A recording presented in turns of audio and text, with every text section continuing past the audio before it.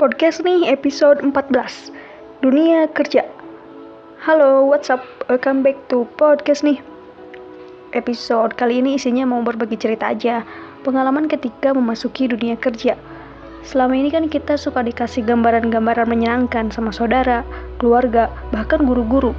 Kalau kamu nanti jadi A, kamu bakal bla bla bla, hidupnya enak dan lain sebagainya. Jadi kalau kamu suka dikasih harapan-harapan utopis kayak gitu, jangan harap podcast ini akan ngasih hal yang sama. Justru podcast nih kali ini mau menyadarkan kamu kalau hidup ini tak semudah itu, Ferguson. Podcasting episode ini ingin memberitahukan hal yang lebih realistis, biar nanti pas kamu mau masuk dunia kerja, seenggaknya kamu siap dan gak kaget dengan gelombang kehidupan yang seringkali keras terasa. Sebelumnya, mending siapkan dulu cemilan, karena sepertinya podcast ini bakalan agak panjang, berhubung pengalaman yang mau diceritakan juga lumayan banyak. Selain pengalaman saya sendiri, juga pengalaman yang saya lihat dari orang-orang di sekitar, dan pengalaman yang saya dengar dari teman-teman. Siapin alat tulis buat nyatet juga boleh. Siapa tahu nanti ada hal-hal yang menginspirasi kamu buat mempersiapkan masa depan, atau untuk memotivasi dalam menjalani hidup. Ya, udah siap? Kita langsung aja kalau udah siap. Kamu pernah dengar gak sih? Katanya nilai akademik yang bagus aja gak cukup. Seorang pelajar juga harus ikut organisasi supaya nambah soft skill-nya.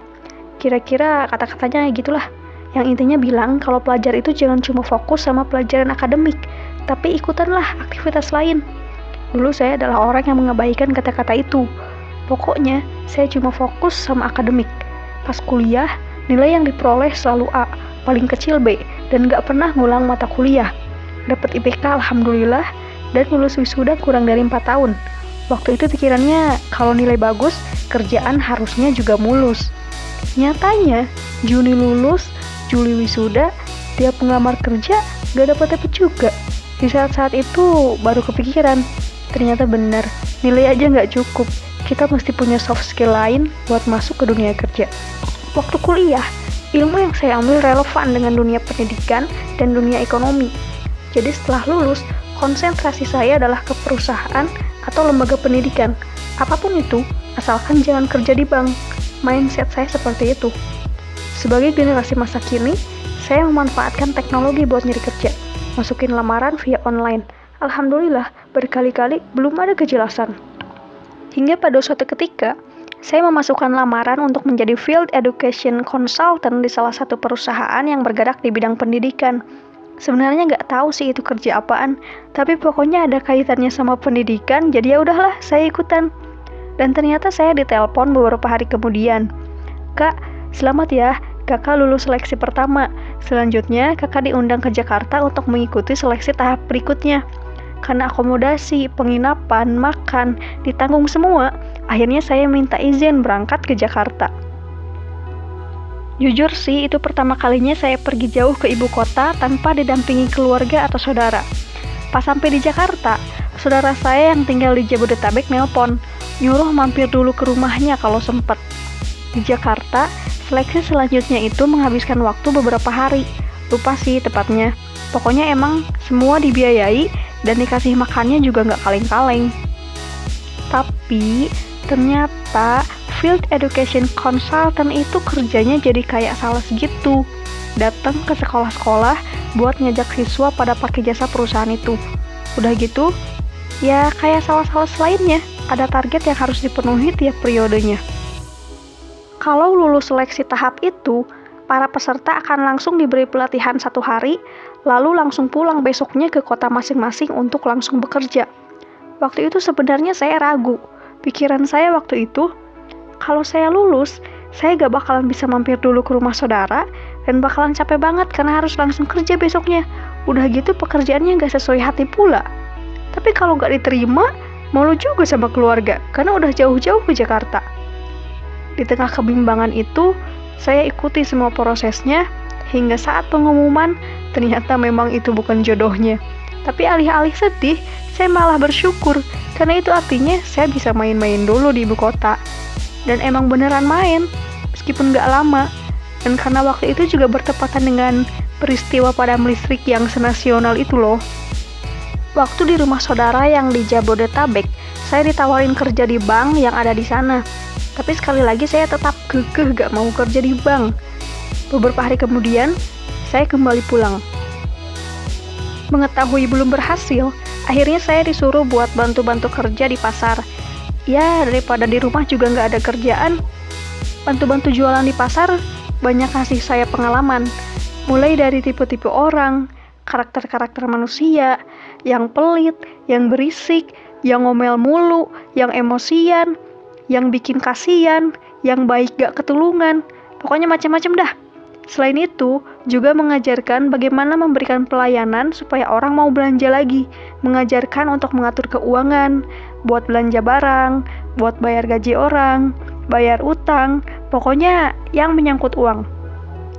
Jualan di pasar juga bikin kita jadi kenal banyak orang dengan berbagai macam latar belakang dan profesi. Mulai dari sesama pedagang, guru, tentara, pensiunan, pegawai desa, petani, tukang beca, kuli, tukang delman, tukang parkir, ibu rumah tangga, bapak rumah tangga, yang tinggal di mana aja, yang punya berbagai macam cerita tentang keluarga. Pokoknya hampir semua ada. Karena saya suka mengamati berbagai macam karakter orang, jadi sebenarnya seru sih. Cuma yang menjadi tantangan itu ketika harus berangkat sebelum subuh, harus hafal semua harga barang. Udah gitu merek-mereknya banyak banget. Itu lebih dari ratusan saya yakin, dan butuh waktu berhari-hari untuk menghafal semua harga-harga itu. Belum lagi kalau ketemu pembeli yang nyebelin. Dan yang betein itu, ternyata yang minta-minta banyak banget. Nggak satu dua guys, banyak banget. Pengemis dengan berbagai macam kostum, pengamen yang nyanyinya asal sampai yang genjreng-genjreng doang. Dan ternyata kayak di sinetron preman pensiun, ternyata preman-preman yang suka minta uang dengan alasan buat keamanan juga ada. Apalagi menjelang Idul Fitri. Pada ikutan datang minta THR. Apaan beli enggak, minta uang tiap hari iya, THR minta juga. Saya sih orang yang nggak mau ambil pusing ya, serah situ dah. Cuma, saya tuh sering kepikiran, ini orang yang suka minta-minta ini apa agak takut nanti di akhiratnya? Kan ada dalilnya kalau orang yang suka minta-minta di dunia itu ntar pas hari kiamat kondisinya dalam keadaan tanpa daging di wajahnya. Kan ngeri ya. Balik lagi ke cerita. Suatu hari ada guru SMP saya jadi pembeli. Saya sapa, beliau nanya, "Kamu di mana sekarang?" Saya jawab, "Ya di sini, Bu." "Oh gitu, coba aja masukin lamaran ke sekolah. Ibu dengar sekolah lagi butuh guru." "Oh gitu, Bu. Ya udah nanti saya coba. Makasih, Bu." Habis itu saya langsung bilang ke ibu saya soal pertemuan dengan guru saya itu. Ibu saya bilang, "Tuh kan, Mama udah bilang, coba masukin lamaran ke sana. Kamu nggak mau terus sih." Sebelum-sebelumnya memang ibu saya nyuruh buat masukin lamaran ke sana. "Coba aja, kamu kan alumni." Dan sebenarnya om saya juga ngajar di situ. Cuma saya nggak mau memanfaatkan itu. Beberapa saudara saya ada yang ngajar di sekolah, negeri maupun swasta. Ada juga yang sekedar punya kenalan tapi menjabat posisi penting. Saya sering ditawari, tapi saya nggak mau. Memang sih itu sebuah kesempatan ketika kita punya orang dalam. Tapi saya nggak mau, karena nggak mau punya utang budi. Selain itu juga, kalau saya gunakan kesempatan itu, saya nggak mau jadi beban dan nambah beban. Kan kalau saya dimasukin kerja di A oleh si B misalkan, artinya selama saya di sana, nama saya akan selalu menjadi tanggung jawab B. Baik buruknya akan selalu dikaitkan dengan B. Jadi beban bagi B, juga nambah beban bagi diri saya sendiri. Saya pun memasukkan lamaran ke sekolah itu tanpa sepengetahuan om saya. Lama menunggu tak ada kabar juga. Dapat info loker jadi guru bimbel dari temen. Pas apply, ternyata udah ditutup. Saya coba tanya, apa masih bisa daftar? Jawabannya, sudah ditutup. Ya udahlah, saya pasrah, jalani hidup mengalir aja. Semenjak itu jadi nggak terlalu maksa. Nenek saya bilang, "Udah, nggak apa-apa, belum waktunya. Lagian kamu kan belum punya tanggungan apa-apa. Kita masih bisa makan, masih bisa jajan." Meskipun mendapat kata-kata yang menenangkan, saya juga tidak putus harapan. Tetap mencoba meski tak seambisius dulu. Sebelum-sebelumnya saya ambisius pengen cepet dapat kerja karena malu sama nilai IPK.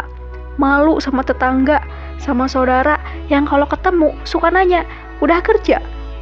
Tapi seiring berjalannya waktu, ya udahlah, gak usah dengerin omongan orang, akan ada saatnya.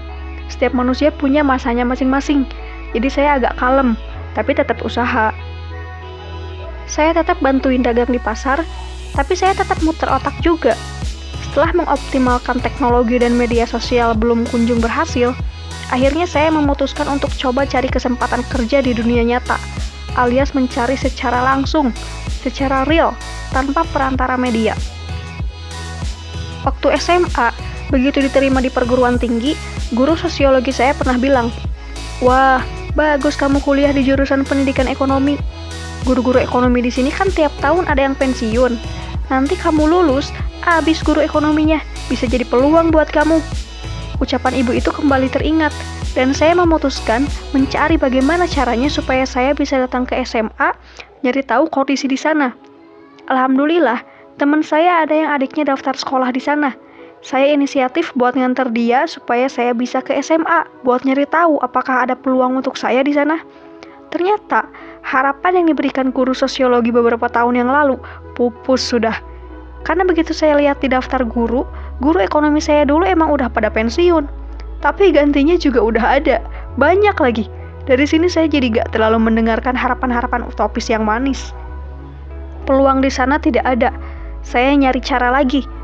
Mungkin kamu bertanya, kenapa gak nyari sekolah lain aja sih? Ngelamar ke sekolah lain? Jawabannya, saya nggak berani kalau gak ada info kalau sekolah tersebut memang membutuhkan. Saya maunya pastiin dulu. Ada teman saya ngasih tahu kalau di tempat yang ngajar lagi butuh guru. Pas saya coba ke sana, lokasinya jauh banget. Masuk gang, habis itu nanjak. Dan setelah dibicarakan dengan keluarga, mereka bilang, "No, kejauhan." Sebenarnya pas masih kuliah, saya kerja jadi penulis di salah satu media online. Lumayan, dibayarnya pakai dolar. Dan seneng aja ketika melihat tulisan kita dibaca sama ribuan orang. Dapat komentar-komentar positif yang bikin semangat. Bahkan ada komentar negatif yang tak beralasan, yang rasanya bikin pengen menghujat. Cuma seiring berjalannya waktu, banyak aturan yang diterapkan. Makin banyak pembatasan, sampai akhirnya sekarang media itu nggak ada kabarnya.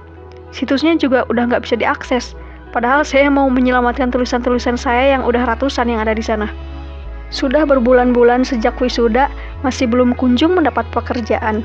Hingga di bulan Oktober, saya mendapat info kegiatan seminar di salah satu kampus swasta. Semenjak kuliah, saya suka mengikuti seminar, apalagi kalau gratis. Seneng aja dapat ilmu dan wawasan baru. Dan kali ini pun saya memutuskan untuk mengikuti seminar itu dengan tujuan tambahan, yaitu siapa tahu nanti di sana ketemu guru-guru saya atau guru-guru sekolah lain, terus dapat info loker. Di seminar itu bener aja, anak mudanya gue doang, yang lainnya guru-guru. Saya sendirian ikut acara itu, ngajak temen gak ada yang mau. Tapi di sana kenalan sama salah seorang guru yang juga sendirian ikut seminar itu. Alasannya sama, temen-temennya pada gak mau. Akhirnya saya barengan sama ibu itu dari awal acara sampai akhir. Dan ya di seminar itu saya dapat ilmu, dapat buku, dapat makan, dapat teman baru ibu itu. Tapi urusan loker coba lagi. Sepekan setelah seminar itu, seperti biasa hari Ahad, saya suka ke Car Free Day sama adik-adik saya. Pulang dari Car Free Day, nyampe rumah tiba-tiba kok pengen buka WhatsApp. Ternyata firasat bener aja. Di grup WhatsApp jurusan ada info loker. Dan masih beberapa menit yang lalu. Masih fresh. Takut keduluan sama yang lain, saya langsung hubungi kontak yang tertera, ibu guru BK. Saya chat dan menanyakan perihal loker itu. Ibunya mengiyakan dan malah bahas soal tempat tinggal saya. Dan percakapan kami berakhir tanpa kejelasan kapan saya harus ngasih lamaran. Akhirnya saya langsung aja bilang, kalau gitu berarti saya langsung datang ke sekolah besok ya Bu, hari Senin. Soalnya kalau nggak gitu, ntar ibunya khawatir lupa atau berubah pikiran. Setelah mendapat balasan persetujuan, akhirnya saya langsung nyiapin berkas, menempuh perjalanan, macet-macetan, pokoknya biar besok langsung jalan. Ketika saya bilang soal ini, nenek saya mengatakan, "Tuh kan, kalau udah rezeki mah ada aja dari mana datangnya." Esoknya, hari Senin, pagi sekitar jam 8:30, saya menyiapkan keberanian untuk pergi. Ya, saya butuh keberanian. Pertama, karena itu pertama kalinya saya akan menginjakkan kaki di sekolah itu. Dan kedua, saya takut hasilnya coba lagi. Narik nafas, bismillah. Saya melangkahkan kaki untuk pergi, sambil di jalan berdoa pakai lirik lagunya Ali Gati yang It's You. Ya Allah, don't break me again. I am delicate. Please don't break my heart. Trust me, I've been broken before. Begitu sampai di tujuan, saya kembali narik nafas panjang sebelum nyebrang. Di gerbang ketemu satpam. Lalu saya bilang udah ada janji sama Ibu BK. Bertemulah kami. Beliau melihat-lihat berkas saya, lalu bilang, "Neng, di loker memang kami nyari guru ekonomi. Tapi sekarang untuk sementara Neng ngajarnya PKWU dulu ya." Dalam hati saya bilang, "Hah, pelajaran apaan tuh? Pas saya SMA emang belum ada. KWU-nya saya tahu kewirausahaan, dan itu bagian dari ekonomi. Tapi PE-nya apa? Yuk, Ibu antar menemui Wakasek Kurikulum." Di ruang Wakasek, Pak Kurikulum menjelaskan hal yang sama, bahwa untuk sementara kamu ngajar PKWU, tapi nanti 2 tahun lagi akan ada guru ekonomi yang pensiun, dan kamu bisa ngisi itu. Dalam hati saya kaget, 2 tahun lagi. Pak Kurikulum menjelaskan semuanya, mulai dari jam sekolah, upah, dan jadwal seragam yang berlaku. Bahkan soal bayaran dijelaskan serinci-rincinya. Padahal niat saya waktu itu bukan ngejar itu, tapi yang penting kerja dulu, biar nggak jadi beban ortu, dan mereka nggak malu kalau ditanya, anaknya udah kerja. Pak Kurikulum nanya, kapan saya mulai bisa kerja? Waktu itu dengan lempengnya saya jawab, kapanpun bisa Pak. Kalau gitu mulai besok ya. Dalam hati saya bilang, aduh, kirain nggak langsung besok juga. Tapi waktu itu saya iyain aja, gak apa-apa lah hitung-hitung menantang diri sendiri. Tapi kemudian Pak Kurikulumnya manggil guru PKWU, terus bilang, sekarang kamu ikut aja dulu masuk ke kelas-kelas sama ibu ini, sekalian mengenali para siswanya. Di situ lebih kaget lagi, yang tadinya niat ke sekolah cuma bentar buat ngasih berkas doang. Pulang sore, karena ikut ke kelas-kelas sampai akhir pelajaran. Tapi meskipun yang terjadi di luar dugaan, saya bersyukur karena akhirnya yang dinanti itu tiba. Lucunya, awal-awal saya kerja di sana, kalau lagi berdua sama siapapun, mau guru muda, ibu-ibu, bapak-bapak, pasti saya dapat pertanyaan, kamu punya siapa di sini? Bahkan yang kelihatannya nggak suka ngurusin hidup orang lain, pas kita lagi berdua, tetap aja ngasih pertanyaan yang sama. Dari situ saya ngambil kesimpulan, oh, berarti sebelum-sebelumnya yang masuk sini pada punya orang dalam. I see. Dan ternyata emang bener. Orang dalam tuh sebenarnya menyebalkan ya, karena berpotensi menghalangi orang lain. Bahkan, ada salah satu lembaga yang terang-terangan menyatakan yang bekerja di sini hanya untuk orang dalam. Padahal statusnya bukan lembaga swasta. Abis itu ngomongnya sinis lagi. Tapi kadang saya suka kasihan juga, karena nggak jarang. Pada akhirnya kalau orang dalam di suatu lembaganya banyak, akhirnya malah jadi kubu-kubu, dinasti. Kasihannya itu ketika si orang dalamnya udah nggak di sana, pensiun atau dipindahkan misalkan. Nah, si orang yang masuk karena jasa orang dalam ini suka jadi bulan-bulanan. Makanya di awal saya bilang nggak mau memanfaatkan kesempatan yang diberikan oleh saudara saya yang berperan sebagai orang dalam. Itu sekilas mengenai orang dalam.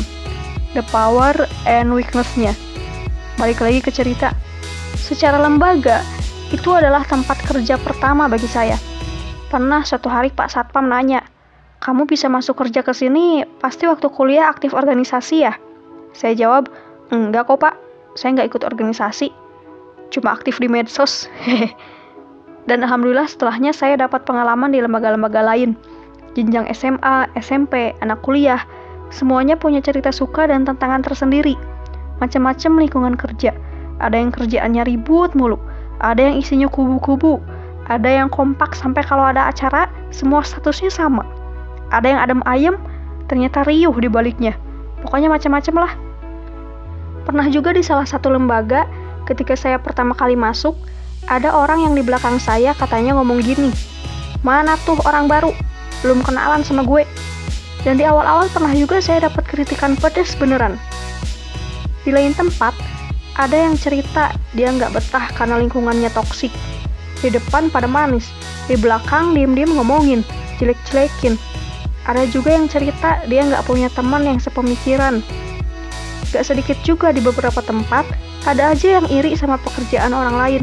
Padahal kan menurut saya mestinya sebelum bekerja itu kita tahu apa aja risikonya dan plus minusnya. Jadi nggak bakalan iri sama orang lain yang tugasnya lebih sedikit atau bayarannya lebih besar. Tapi selain itu yang harus digarisbawahi adalah bahwa ketika kita sudah masuk dunia kerja, lingkungan kita tak lagi sama seperti saat kita masih berstatus sebagai pelajar. Masih pelajar kan teman-teman kita seumuran, paling selisih 2 atau 3 tahun. Di dunia kerja, rekan kerja kita bisa aja seumuran orang tua kita, seumuran kakek nenek kita. Dan itu sih yang menarik. Tempat kerja pertama saya ternyata alma mater teman kos saya. Dan sejak dia tahu saya kerja di sana, dia sering nanyain guru-gurunya. Saya kadang senyum sendiri, bilang sama dia, guru kamu dulu, sekarang malah jadi temen aku. Rasanya lucu aja gitu.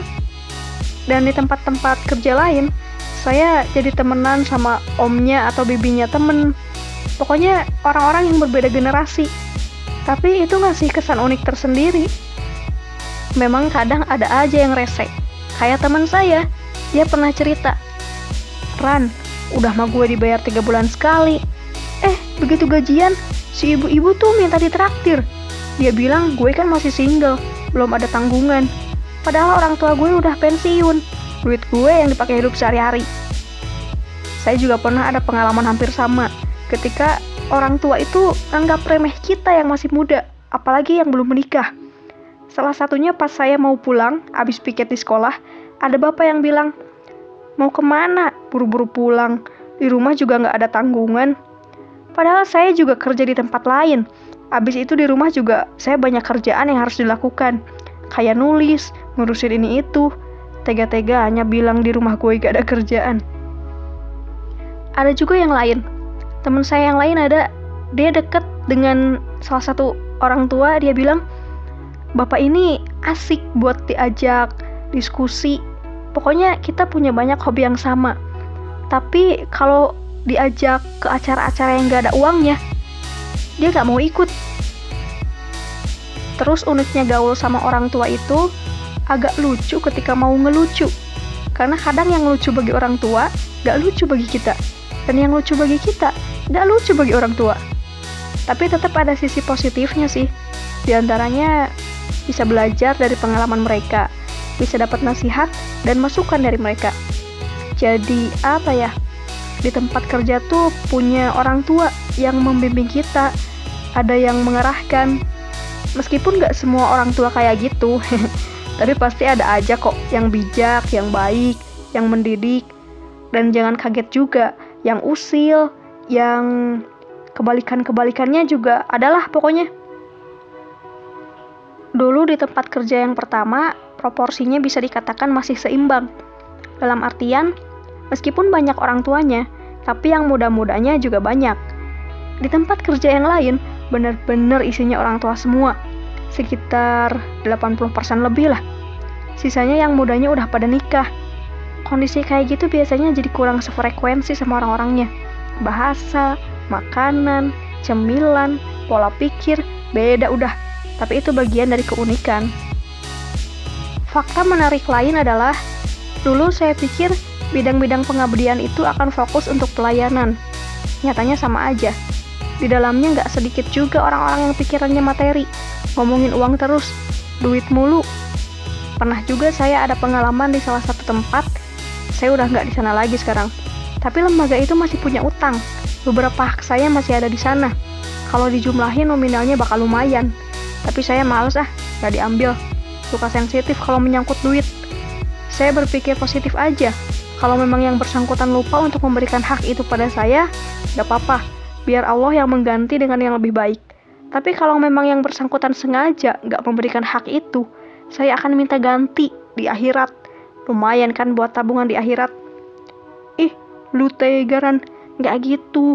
Yang bersangkutan sekontak sama saya. Saya cuma menilai aja apakah yang bersangkutan itu amanah atau ya gitulah. Stop nanti malah jadi gibah. Kepada anak-anak SMA saya sering mengatakan, jangan males, jangan ngeluh tugas banyak, gak usah banyak ngeluh. karena nanti di dunia kerja akan lebih dari itu. Tugas-tugas ketika kita masih jadi pelajar gak seberapa dibandingkan kalau sudah bekerja. Kerjaan banyak, bahkan tak jarang yang mendadak. Apalagi kalau ditambah situasi bergejolak ketika deadline sudah mendesak. Oh, udahlah, nikmati aja, jalani aja. Anggap sebagai latihan untuk menghadapi dunia yang sebenarnya. Saya sering ngobrol sama teman-teman yang kerja di dunia pendidikan, baik negeri maupun swasta. Yang kerja di perusahaan, yang kerja di bank, yang kerja di pemerintahan, yang kerja di startup, di kesehatan, yang buka usaha. Semuanya sama aja. Jadi apapun, dimanapun, sama. Ada aja suka dukanya. Ada aja tantangannya. Ada aja orang reseknya. Yang penting itu sih, syukuri, nikmati. Bersyukur karena punya pekerjaan. Orang lain mah makan aja susah.